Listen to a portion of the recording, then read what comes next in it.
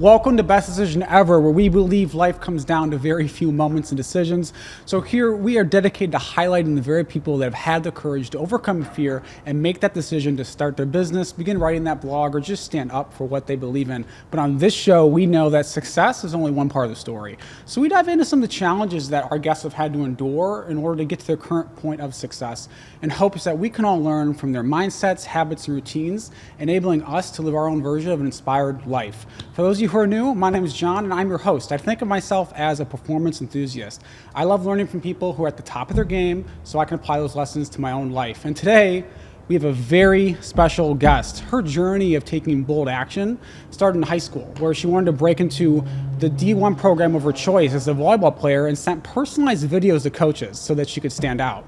And after graduating college, she found that even though she was a D1 athlete and had killer grades, she had trouble finding the job of her dreams, and she applied to hundreds of places and still couldn't get her favorite gig until she had the guts to email Neil Everett of ESPN cold and meet him, and it's that way she finally got the interview she always wanted.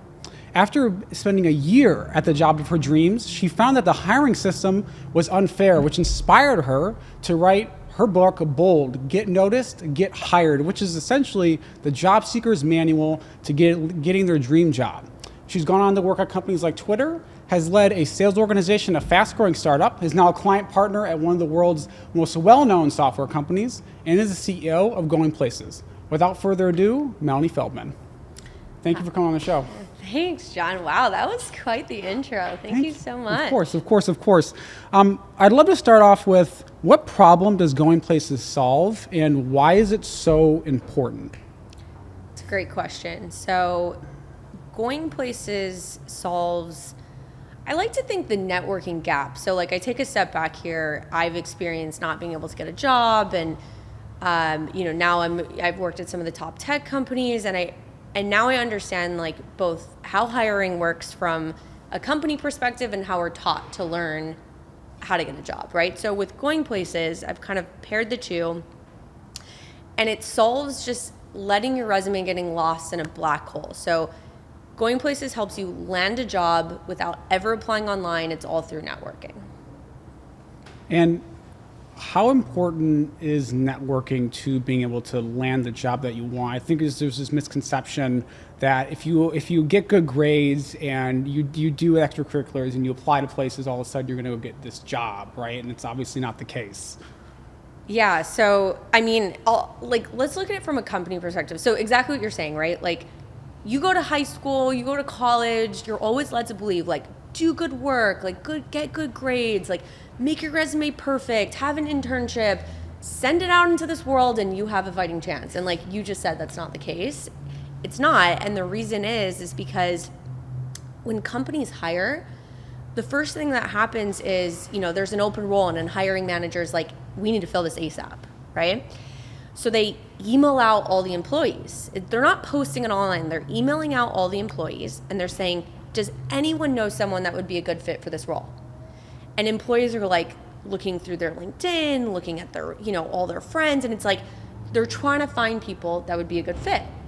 But they're trying to find people because there's an incentive. You can make $20,000 if you refer someone and then they get hired. So that's like enough for people to stop what they're doing, find people, and send resumes. And then the hiring manager is looking at all these resumes, and they're like, oh wow, they all have a stamp of approval. I trust the people that have sent me their resumes. And they start interviewing, right? And then all of a sudden, someone in HR posts this job online. And I was looking at the stat, and I think it said Google gets 2.1 million applications a year, and it's 10 times harder to get a job at Google than to get into Harvard. So if you can imagine, you're that person we described in the beginning, right? Someone who thought that they had a chance because they did all the right things and they applied to a job online. But for two reasons. One, how do you break through thousands of applicants and even get seen? And then if you defy all odds and get seen, how do you compete against people who have been referred by someone the manager trusts and are already far down the hiring process? And so, going back to your original question, what does Going Places do? What does my Get Hired course do? We change that, and we can't do much about how this system works, but we can teach people, young professionals, how to change the way that they apply. And stop applying online, right? Just start networking, build connection to the point where people are going to ask to refer you. Absolutely. And I think one of the things, even actually having taken your course, and I love the philosophy of it, which is yes, network, and yes, be proactive. But then how do people network in a way that you're not just trying to stand out, but you're actually bringing value, right? That was one of the key principles that I know you teach, and you taught me too. Like, how do people do that? Because there's such like an exchange that people try to make because they're kind of impatient. How do you teach that patience, and what is networking done well to you? Yeah, that's a great question. I think that's kind of the tool that I teach, because a lot of people grasp onto this idea that, okay, I haven't had any success applying online. Yeah. Now I need to start networking. Yeah. And then they come to me and they're like, well, networking doesn't work. And I'm like, well, talk to me about how you've networked, right? Like, tell me, let's see your messages. And it goes back to, take a step back, give yourself some time to find that job, and really focus on the networking about learning. And, it comes from a place of passion. Like, you're networking with people who inspire you, who are either working at companies that you're interested in, who have a career path that you're interested in. And you need to show that person that I'm not networking with you for this, this thing I want in my back pocket that I'm going to ask you for, right? I'm networking because I'm truly inspired by you. I have questions that I want to ask you. Will you give me 20 minutes of your time? And it's just to talk to you. There's no real hidden incentive there. And I think when people start networking in that way, where they're not, asking for something, all of a sudden these relationships are built, and the people they're networking with go, how can I help you, John? What can I do for you? Yes. And it just becomes this nice, easy way to just walk into what you need. Yes. It's a process of adding value up front, and then obviously just the law of nature, as I would call it, rather, it comes back.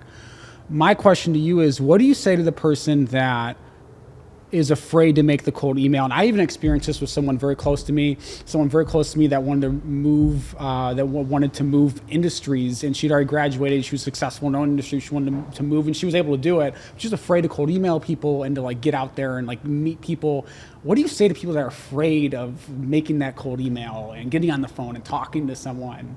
What do you say to that? Yeah, that's a great question. I think it's really bringing the piece of rejection front on, right? And saying, what are you afraid of? Yeah. And if the piece that you're afraid of is to be rejected, or to someone say no, or to get a door closed in your face, you have to confront that first. And you have to say, why am I afraid of that?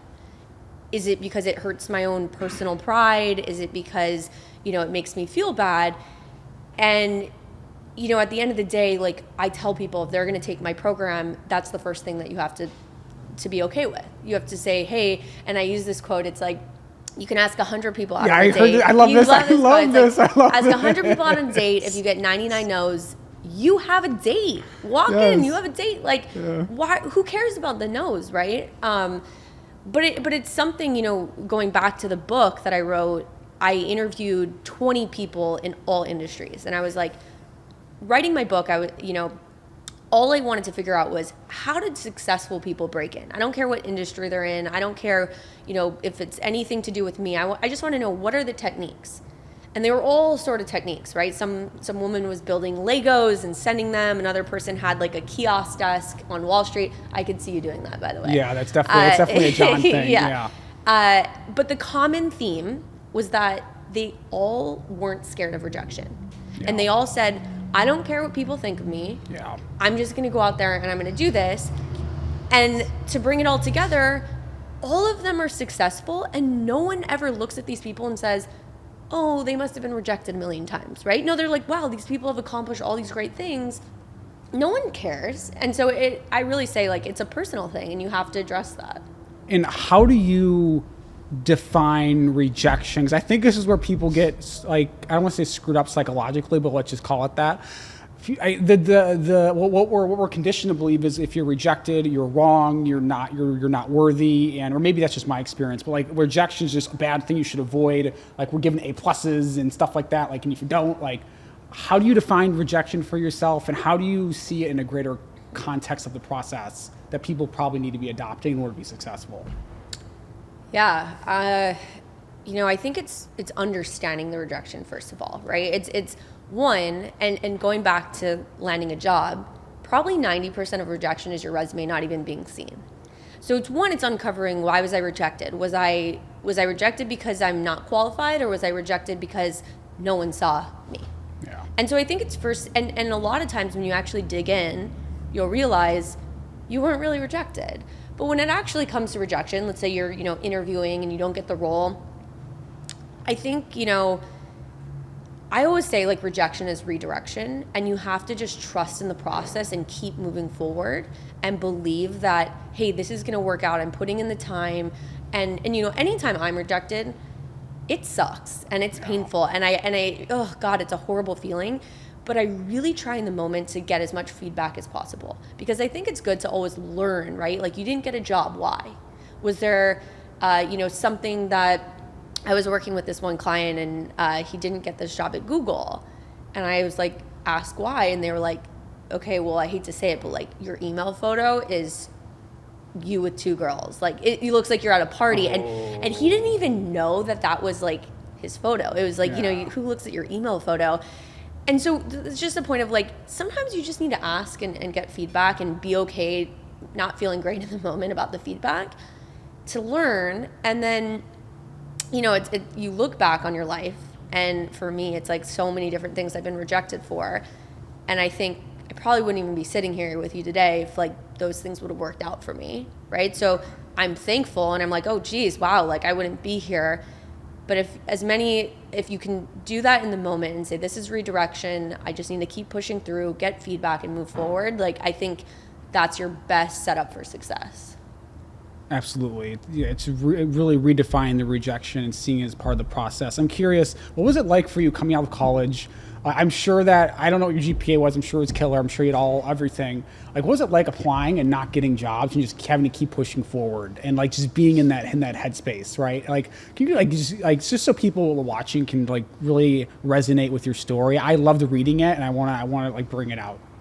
Yeah, so I didn't have great grades. So, and I didn't not have, I had B's, right? So I was like a pretty average student. Okay, that surprises me, but okay. Yeah, I do well in certain areas, and that's why I have a passion for like teaching young people, because I'm like, hey, I've worked at some of the top companies in the world, and you don't need to have A's to do that. Yeah. Thank you. But I would say, I graduated from the University of Pittsburgh, finance marketing major, played Division I volleyball, had my own company, had a couple startups, wasn't great in school, but I was trying, and then couldn't find a job.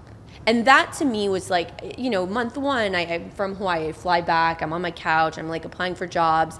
Month two, you're like, okay, this is like wearing down a bit. Month three, month four, month five, and it gets to this point.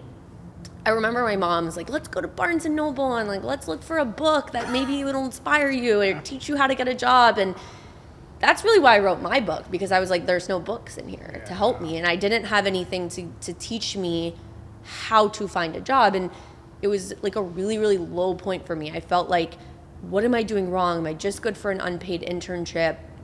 I didn't have direction. I wasn't someone in college who was going to those companies that were being recruited on campus, right? I was trying to figure out something else. And, I think that's another reason I wrote my Get Hired program, is because I want people to address this head on before they get to that point. I want them to learn this in high school. I want them to learn this in college, because I had to learn that I had wasted 5 months applying to jobs online. No one really saw me. You mentioned the Neil Everett thing. I got in touch with the sportscaster. The next day I had an interview at ESPN after applying 300 times to that role. And they had like gotten back to me, and the woman in HR was like, oh, Melanie, like I came across your resume, you'd be a great fit for the marketing coordinator role. And I was like, I applied 300 times. Like, why now? And it brings this point of all that changed for me was who I knew. And so do we do enough in high school and college to focus on who you know and building that from scratch? And that's kind of been my mission ever since. Absolutely. And I love that you like, I frankly love that you had to go through a really hard time in order to get over the hump and like make that lesson, because now the lesson's visceral, like it's made part of who you are. How do you, or at least that's what it seems like from the outside looking in, what did you say to yourself during that hard period? I think a lot of people go through a hard period in life. Maybe they get laid off, maybe they get fired, maybe they have a project or business that doesn't work out, and then that trough of, whether it's trough of despair or just that trough of hardship, is something that people either don't want to talk about and just like don't make it through. How did you deal with that, especially at a younger age? Yeah, I was lucky because my parents were really, really supportive of me, and I don't think everyone is lucky in that way, right? And so I feel really privileged to have parents who were like encouraging me. And so I felt like, okay, I can do this, you know, I'm gonna figure it out. But yeah, you know, I think because I work with a lot of people now that are in that spot that you're describing, and the advice I give to them, which I probably didn't do at that point, right? I was pretty freaked out and I was pretty panicked, and it ended up working out for me. But the advice I give is, first of all, take a day, take a weekend, and reset. Because I think there's a lot, you know, you go through, finding a job is a marathon, and there's so many ups and downs. And when you have too many downs in a row, it's so deflating and you lose momentum. And so anyone that's going to do my program, I say, take a weekend. Don't think about any job stuff. I just want you to like reset. I need energy, right? Like, you need energy to take this course. You need energy to get a job. And then two, it's no matter what your circumstance is, you need to find a way to give yourself some time. Like, you're not going to get a job yesterday or tomorrow. It's like you need to give yourself 3 or 4 months. And I recognize that not everyone has that opportunity, but there has to be a way to figure out a way to give yourself a little bit of time. Because at the end of the day, you'll probably spend way more time not getting a job if you don't. Like, to someone who needs a job yesterday, 4 months sounds like a long time. But if they don't do that, it could be a year before they get a job. And so it's really important, because there's a lot that goes into getting a job before you even start networking and putting your resume out there. That needs to happen. That makes you successful. And so, yeah, I would say like reset and just give yourself the time to go through the program and get the job you want. Absolutely. I'm curious too, what does, I've heard in an interview talk about the importance of knowing what success means to someone going through a job search and just in life. What does success mean to you? And then how can people that are going through that situation, looking for a job, or just redefining themselves, define success for themselves? Yeah, so I'm sure success means something different to everyone. And to me, it's doing more things in your day that give you energy than drain you. Okay, nice. I think, you know, I've gotten to a point, you know, when I first started my career, I wasn't making enough money to even survive in New York City. And now that's definitely changed for me. And I feel like a lot of people tie success to money. And what I've experienced is somewhat of a bell curve, right? Like, yes, you need a certain amount of money to survive and to be happy and to make some of your problems go away. But after that, it's not necessarily creating more happiness for you. And that's just my personal opinion. But what does change for me is as I'm, you know, moving in my career, figuring out more things during the day. I mean, you spend 6, 8, 10 hours of your day working. Mm-hmm. If you're finding yourself enjoying your time, doing the things that you like, and just also things that you're good at, because those tend to come a lot quicker. Yes, and so like part of, and what I tell people, because I work with high school students and I work with college students, is that takes time. And the first part of that is just identifying those elements that give you energy, right? And early on, because you're not going to necessarily get that in the beginning of your career. Your dream job doesn't exactly exist when you first get out of college or a couple years into your career. But over time, if you can understand those things and slowly move into it, like what I do now, I consider it my dream job because I like what I do and I like who I work with and I like my clients and all that, not just with Going Places, but in my advertising career. And so, I think if nailing that is so important. I don't know. It's a hot take. I don't know if everyone would agree with me on that. I appreciate the hot take. I appreciate the hot take. I think a lot of people, some people wouldn't, and I would put myself in your camp, though. I totally agree. Curious, and I want to get really tactical here because you have a wealth of knowledge. What questions, two sides of the coin, what questions do you ask yourself to assess what gives you energy and what doesn't? I know you have, I believe every single 6 months you kind of run through that for yourself, but then also what questions do you ask for people who are trying to find their strengths and know what they're good at so then they can marry the two? Yeah, so like you said, I think it's important. I think every 6 months to a year that changes for everyone. So whenever I'm working with someone, whether they're in high school or they're 10, 20 years into their career, we usually kind of reset that and start again. And I think there's kind of two sides to that. So it's, the element of like what you're good at, right? And from a job perspective and what you enjoy doing and all that. And then like we kind of have this other list that's like what you need in this next job and in this next role. And so when it comes to like what gives you energy and what you're good at, I have someone just think about the last, like what they're doing in a day, what they're doing in their last couple jobs, and just saying like, okay, what do you actually get excited about? And usually it's things they don't think about, right? They're like, oh, we have these like weekly meetings and I present what I'm working on and that's something I look forward to. Great, write that down. Like you enjoy showing your work and presenting in front of a group. Okay, that's something to capture, And then they might say, oh, I hate being in Excel or I hate being in Salesforce and like recording everything, but I love going and meeting with a client, right? I love like going to lunch and talking about strategy, and it's like, great, write that down. Also, we have a what drains you list, write that down as well.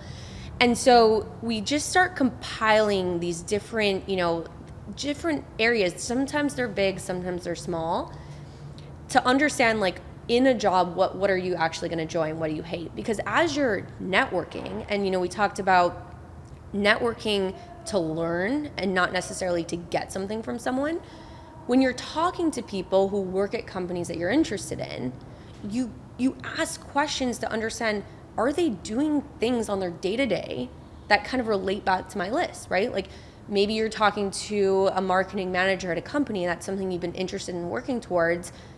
Asking about their day, like what are, talk to me, can you walk me through a day to day? Like, and then if they're like, well, most of the day I'm in Excel, and you're like, okay, well, maybe this isn't the type of role I'm looking for, And so I think it's an important thing to do. And then as you're networking to go back to make sure you're putting yourself in a position of success for your next job. Yeah. And I like that you give some very tactical questions, but then I can imagine people watching going like, oh, like I don't have time to think about those questions. I don't have time. People like don't take time to have like to have the personal questions answered. So then they're kind of scattered. Like what would you tell someone that's like, hey, like I don't have time to think about that, or I'm too busy, or I don't think it's gonna be worth it. Like what do you tell them? Yeah, I mean, it depends where they're at in their situation, right? So like if they don't have time, I like to understand what they're doing in a day, because I mean, I have a day job, I run a company, and I am planning a wedding. Like I have time, and I do really fun things when I want to do it. I'm not like a slave to my job. And so I don't know necessarily if I believe that people don't have time for things. I think going back to their schedule and understanding what are they doing in their time, and finding pockets and windows that they can put. And I put everything on my calendar, and I think if you block time off as a meeting to do something for yourself that you need to do, it will get done. But if it's not on your calendar, you're probably not going to do it. So you treat things like meetings. Yes. Thank you. Yeah. We're calendar people. Thank you. I'm definitely a calendar person. Yeah, I got so much crap about that from my family. No, I'm definitely a calendar person. So you said something interesting earlier that I want to tie back to now, is that like the first job or even the second job one might have is not going to be like the perfect job for them. And I even remember this immense pressure that I put on myself coming out of college of like, I already knew like what I wanted to do, and that like I knew coming out I wanted to I needed to have like X job to go and like pay for X stuff, and then I knew I wanted to what I wanted to do on the side. But I wanted that X job to be really cool. I was experienced for the internships and doing that. And I had immense pressure on myself. I think that a lot of people put that pressure on themselves to have that perfect job and to know exactly what they need to do, and it's not helping. So like, what can you talk a little more about the process of discovery and how important it is to stay patient through that, and just to work through like taking a role and then taking another one, and just allowing yourself to discover versus trying to force it. Definitely. When I'm talking to young people, like high school and college, I think that's where the education needs to happen, because we get so set on dream job. I'm going to do all this to get my dream job. And what I tell them is like, I don't know what that means. Like, I don't know what a dream job means. Like, please explain. Trust me, you're never going to get that out of college. Even if you're working at your dream company and your dream role for your dream person, you're not necessarily going to be doing the work that you want to do because you're just starting out, right? Okay, I like this a lot. I like where you're going with this. Sorry. Yeah, and so I think I always say it's your dream now. Okay. And because the problem is when we have something on the horizon that we're shooting for, and we're aiming for that, and all our focus is on that, like I'm going to do this to get that, you aren't present, right? And you're not realizing I can make this situation my dream now. And then what happens is when people get stuck with this dream job, they land it and they're like, why did I think this is my dream job? Like, what about this? And then they're usually let down because it's not what they expected, because they also didn't talk to people that had that job and understood what they were doing. And so, and to me, like, I don't believe in a dream job. I think people get caught up. It's like a brand name thing, working for a company that and people will be proud of you for. My thing is get experience, right? Get your feet wet, understand the industry, understand what other people do, because chances are you're going to start off in a role that probably isn't right for you. That's what happened to me. It happens to most people. But while you're there, now you can see what everyone else is doing. You can see what everyone else is doing in your company. You can see what everyone else is doing in your industry. You don't have that inside knowledge or view until you're in. And so, don't worry so much about, and this also goes back to like getting into college, right? This starts with college. Everyone in high school is focused on like, I need to go to an Ivy. I need to go to the best school. That's how I'm going to be successful. And I've always thought like, you can make it anywhere. You could, anywhere you go can be a perfect scenario. And like, I know the show is Best Decision Ever. It's like, a lot of people get caught up on that decision, and then they think about regrets, and they think about, oh, I would have been successful if I didn't go here. And it's like, stop doing that. Yes. Go to the school that you go to and make the best out of any situation, and you can be successful anywhere. So I don't even remember the original question, but that's my thought. No, totally cool. That is extremely helpful, because I think it gives people the almost the permission to not aim for like perfect. And it's more realistic, right? It's still like, okay, I have my compass. I know where I'm going for this dream job or my dream now, but like, get in and then figure it out and just keep going through the process of discovery versus like, okay, this is what society says is perfect. Yeah. Let's go after it, X, Y, Z. And it just becomes this, just from my own experience, it's a very pressure filled. It's not helpful. It's not helpful. So I want to change this subject a little bit, and I heard an interesting quote, and I believe that Neil Everett said it, and it's something of the, I'm paraphrasing, something of the nature of, if an average person can have high success in their industry if they have the right formula, right? And if I'm missaying that, let me know. I'm curious, like, what do you think is the right formula for people when looking for a job and then entering into their career? And how, like, what is the formula for being successful in doing that? And what do you think that Neil meant by that too? Because I think it's such an interesting insight, because we all think we need to have perfect grades or be exceptionally talented, and I just don't think that's the case. Yeah, it's funny. I've heard him say that quote, and I wish I could see that quote, because he's told that to me before too. And I think, in talking to him and getting to know him, so if anyone wants an inspiring story, first of all, it's how Neil became an ESPN announcer. I mean, or on Sports Center. I think that really, really inspired me. And he kind of lived by what you're saying, which is he's always said, get your feet wet. Take those blinders off and just focus in, right? Don't worry so much about where you are. And we talked about this. So with Neil, didn't work at ESPN out of college. It was like he was doing 80, 90 hours in a local newsroom. And then one day, like he was in the back, and one day the sportscaster was sick, and he like raised his hand. He's like, let me take this. And they were like, whoa, that guy's pretty good. But he didn't get that role right away, right? And so his whole thing is work really, really, really hard and master your craft. And when it comes to your craft, he does say be real with yourself, right? Like, yeah, everyone wants to be an NBA basketball player, but you have to check yourself. You have to have a little bit of talent in what you're doing. You have to know that if I work really, really hard and I have a little bit of talent in this, I can get to where I want to be.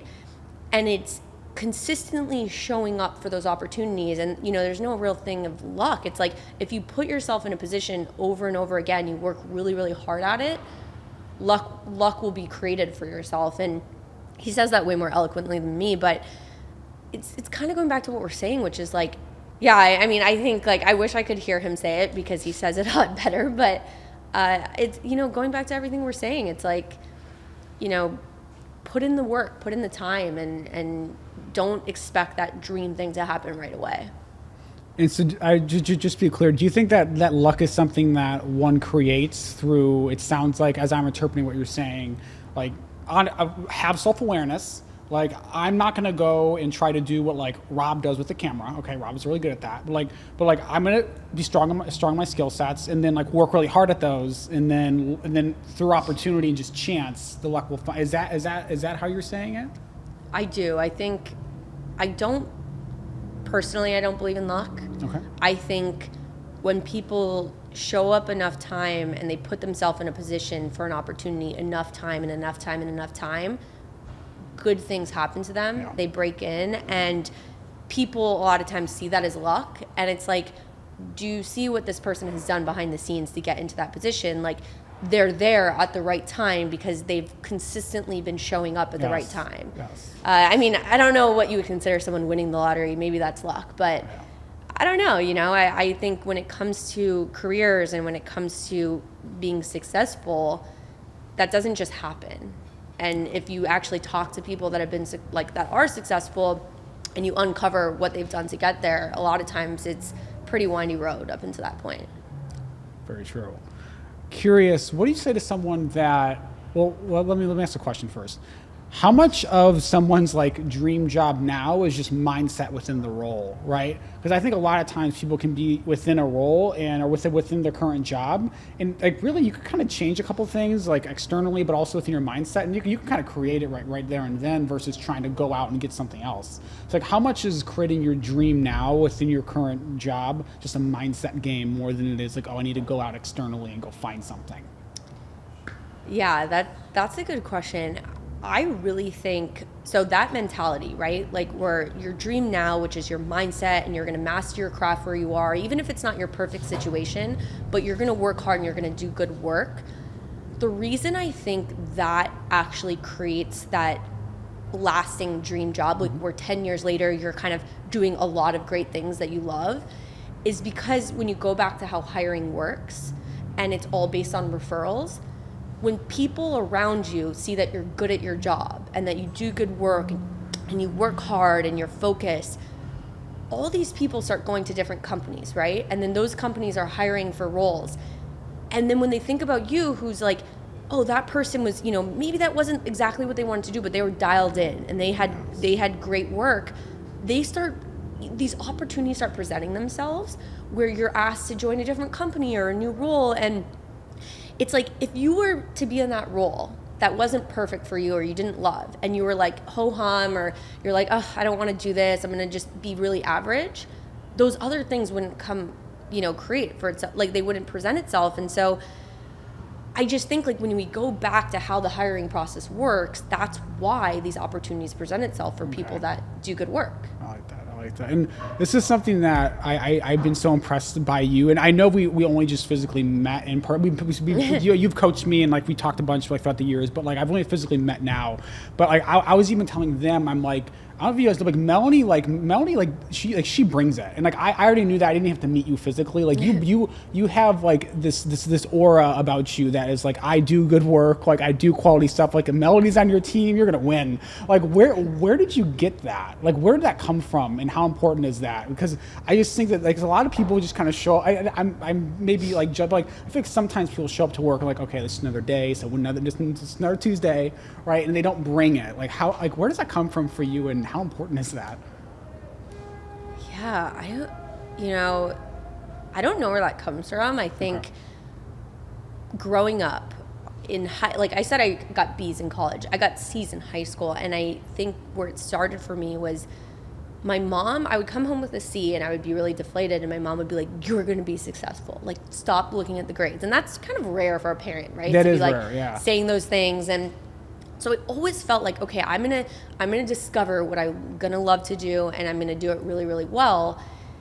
And so, I've kind of carried that with me, where like, and I also think like when people say they're gonna do something, and they do it well and they finish it, that says something about them, and no matter what they're doing in their life, right? Whether it's a small project or they're doing their work, and like that's a quality I think people look for when they're hiring someone.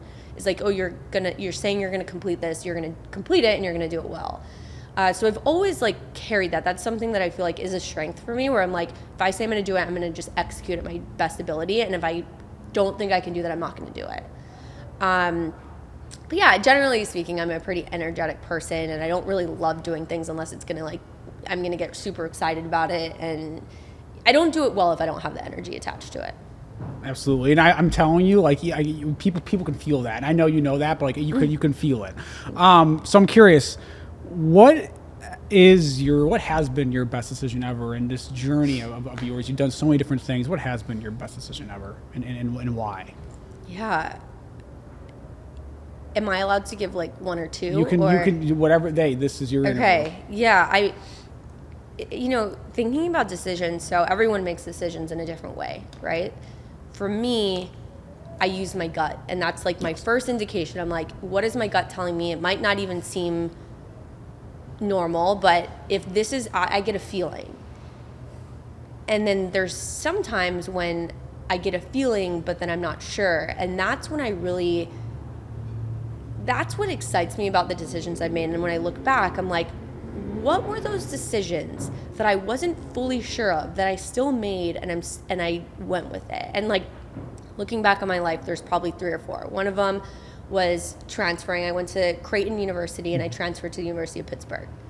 I had all my friends on my volleyball team, and I loved what I was doing. And I had this opportunity to go to Pitt, where I'd never met anyone before, because I was going to be a starter on the volleyball team, and I could, potentially get a scholarship. But was I really going to leave everything that I built at Creighton to jump to that?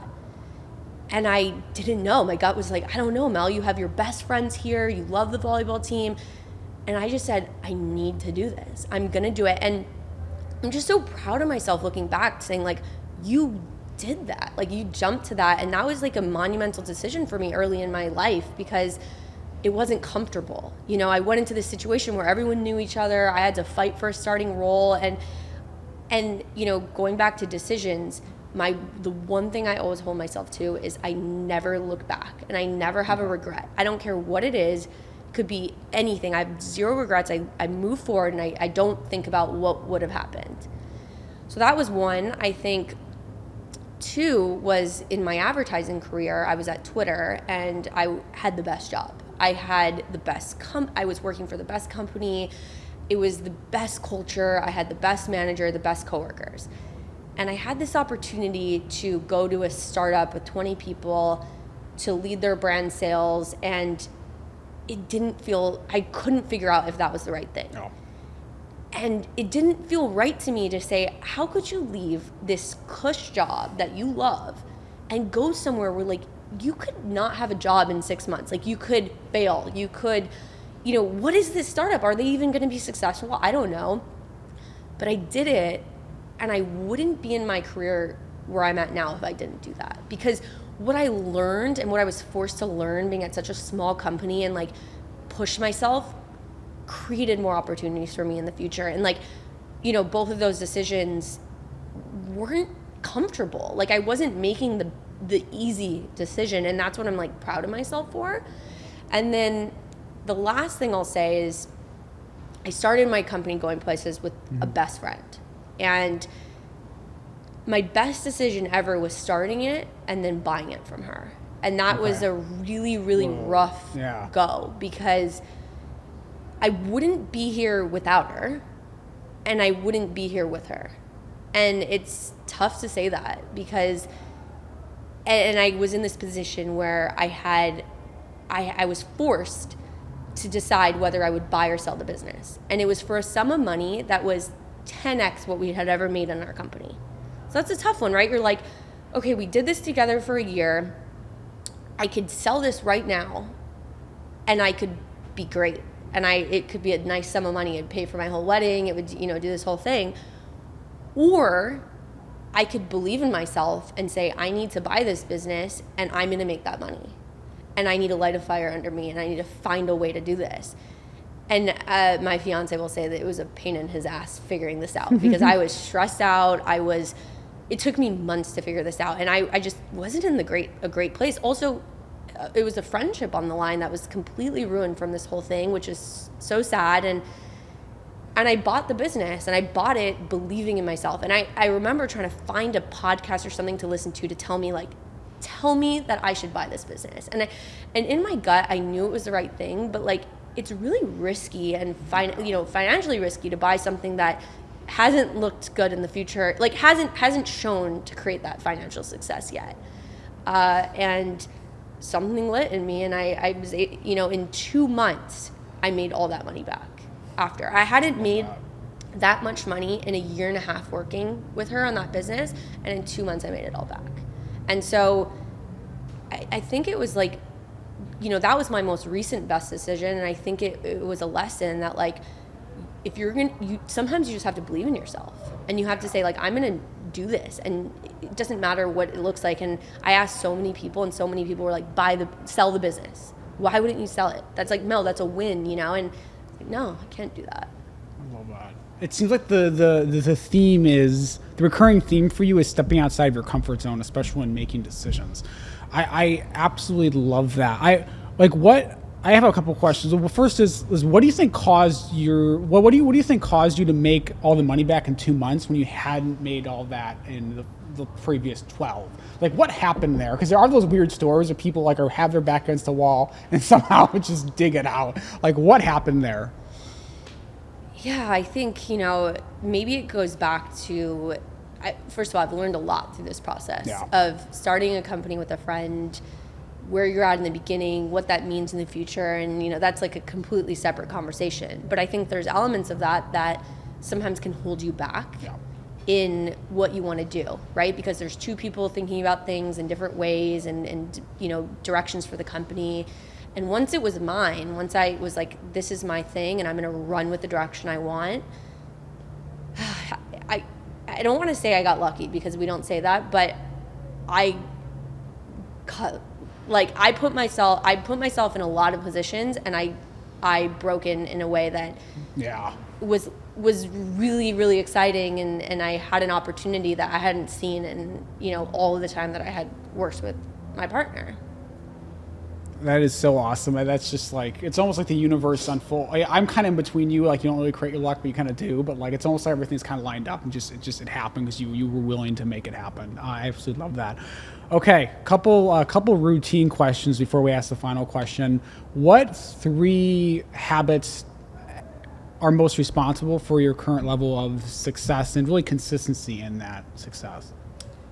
3. Okay, so 1 is making my bed every morning. Nice. Yes. It just starts my day. It's consistent. I know that I don't think I would operate if my bed wasn't made.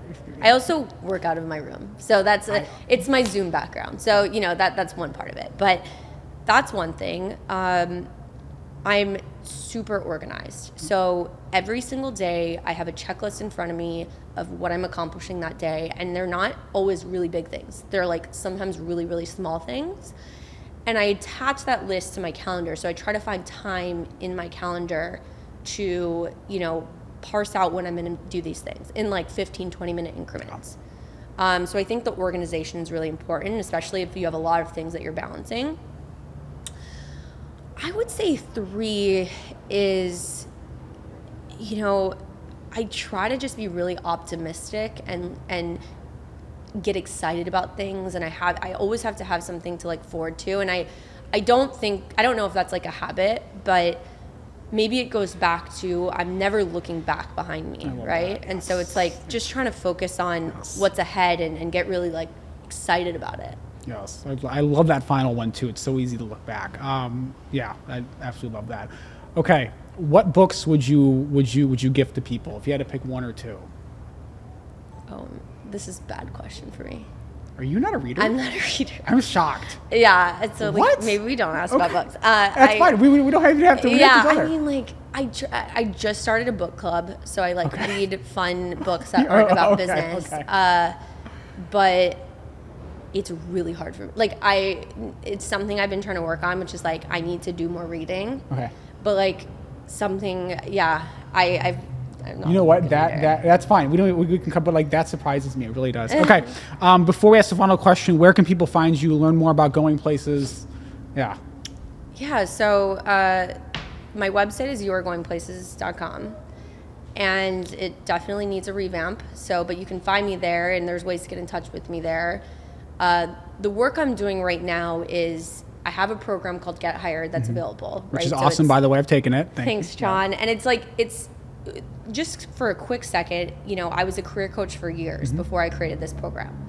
And I would work with professionals that were 10, 20 years into their career. Yeah. And I would work with them over months and months to get a job. And the reason I made this course is because I didn't really just want to work with those people. I want to work with young people, but young people couldn't afford to work with me. And so I spent a year pouring everything that I did with these professionals into this program, and it's like under $200, and you don't need me anymore. And so that's kind of, what I sell online. It's like my program. And then, I'm working to be more accessible. Hopefully soon on my website, there'll be ways to get in touch with me from like a school or institution perspective, because that's been my mission is, I've worked with a lot of private high schools around the world, but I want to work with public high schools, and I want to get everyone access to this content that I'm creating. Yes. So, go to my website. Oh, and then my social is @YouGoPlaces. I love that. And public high schools do absolutely need this. So it's going to happen. It needs to happen. So the final question is, what advice, and I know we talked about it a lot, but what advice would you give to someone that is on the other side of a big decision? Maybe they want to change jobs, maybe they want to start their own company or just start writing a blog. What advice would you give to someone that's really debating making a big decision? Go with your gut, don't overthink it, and then don't look back. I love it. Awesome. Well, thank you so much for that. Go with your gut, don't overthink it, don't look back. Please make sure to use what you've learned today. Go with your gut, okay? Be organized, and do not look back. And I appreciate you all for watching, and we'll talk to you soon. See ya.